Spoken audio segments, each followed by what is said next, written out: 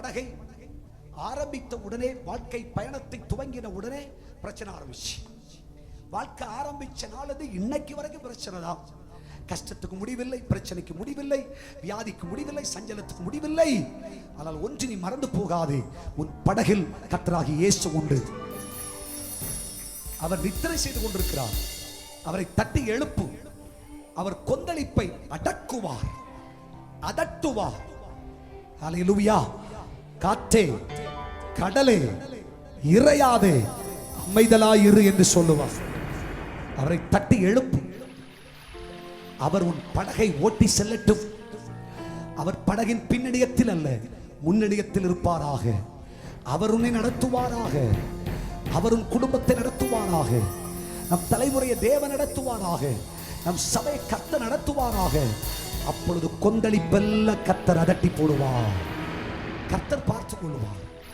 கர்த்தருக்கு மிஞ்சிய சமுத்திரத்தின் அலைகள் ஏது? சமுத்திரத்தை தன் கைப்பிடிக்குள்ள வைத்திருக்கிறார். கையை தட்டி கர்த்தர் மகிமைப்படுத்து.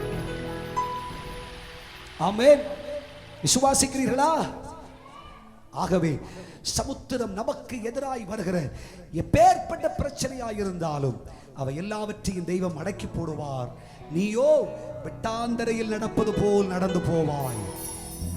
ஹல்லேலூயா. அர்த்தம் என்னவென்றால், உன் கால்கள் சறுக்காது, உன் காலடிகள் உறுதியாயிருக்கும். நீ இனி வீழ்ச்சி அடைய மாட்டாய்.